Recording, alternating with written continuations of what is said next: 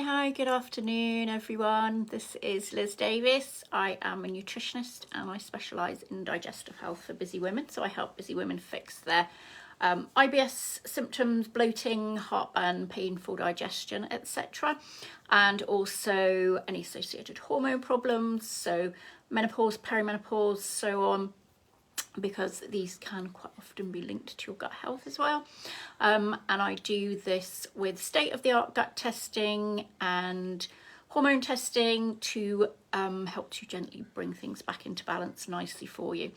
So today I was going to talk a little bit about iron, because it's super important. If you haven't got enough iron going on and it's not doing what you want it to do, you're going to be left feeling really ropey. And there's a big link between your gut health, what your gut's doing, and what your iron levels are like. So I'll go into that in a bit more detail in just a second. But first of all then, why do we need iron? Well, basically, you need iron in your blood because it is going to help you transport your oxygen from your lungs around your body to where it's needed in your various tissues and organs. So if your organs and tissues aren't getting the oxygen they need, then you're going to end up feeling really quite ropey indeed. So you need the iron to make the hemoglobin, and it's the actual hemoglobin itself which is instrumental in carrying everything around, transporting all this oxygen around your body. So iron deficiency is typically linked to anemia, and anemia is where you're not producing enough red blood cells, and if you're not producing enough red blood cells, then your body isn't carrying the oxygen around, and that's when you're going to start to really notice the effects of that in a negative way.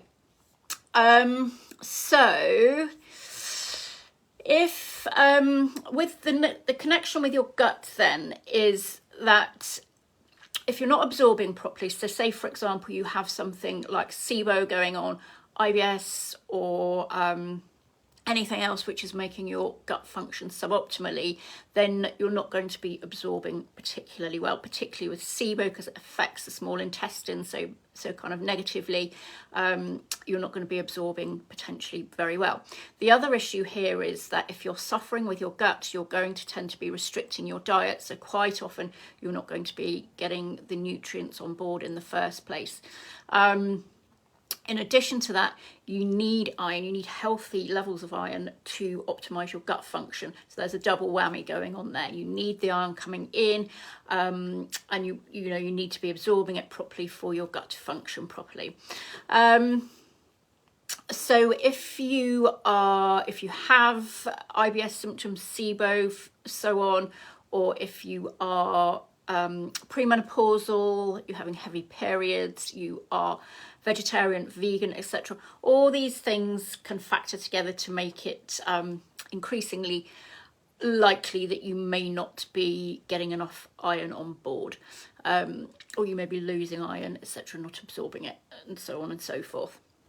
So the symptoms of iron deficiency or anemia are many and far-reaching, as you can imagine. So you're going to have probably strange food cravings. Common ones are going to be for dirt or ice, crops up quite frequently. You're going to feel very tired, very fatigued. You're not going to be able to exercise particularly effectively. Palpitations possibly, and hormone problems as well. A whole slew of issues can arise from this. So as I say, you're most at risk if you are someone who is suffering with gut problems, for the reasons I've just said. So particularly if there's SIBO. The other thing to bear in mind as well, that quite often the bacteria that are implicated in SIBO are, they tend to gobble up iron quite readily.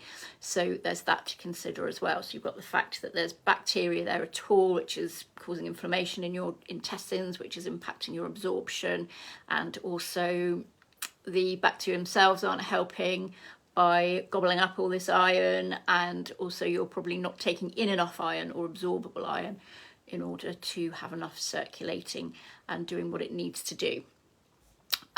So then there's the consideration between plant-based iron and meat-based iron. So that's heme iron and non-heme iron. You need to be having plenty of animal-based iron coming into your body, because that's the form that is more readily absorbed. As we know, plenty of people are not keen on eating meat foods. So there are a few tricks that you can deploy to make sure that you're optimizing the iron that you do eat. For example, lentils are a fantastically rich source of iron, but unfortunately it's non-heme iron, so it's not so easily absorbed. So what you need to do is make sure you're consuming those foods with plenty of vitamin C rich foods. So peppers would be a good example, or broccoli, or chili peppers, things like that.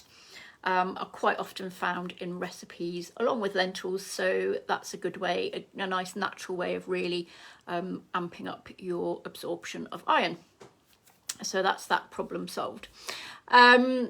So if you do feel you're low in iron though, it's really important to get a blood test first, which will determine whether this is actually the case or not. I absolutely wouldn't suggest supplementing iron on its own unless you're 100% sure that it is an issue for you. It's fine as part of a multivitamin for most people, so but you double check first because there are a few caveats there. But yeah, quick blood test from your doctor will tell you if you're low in iron or not. You may even need to have an iron infusion, but more typically it is a case of just being prescribed some supplements or what have you. So that's the lowdown on iron. So yes, if you've got gut problems, then definitely consider it if you are feeling very ropey generally as well. If you would like to speak to me about any aspect of your gut health, or if you want to take the next step, get tested, etc. for your gut issues, then do give me a call. I'm quite happy to chat to you about all that. And there's some recipes to download in the comments, so download those if you want some nice gut-friendly recipes which will optimise your iron absorption as well. And if you found this useful, do like and share. Okay, I shall see you next time. Bye.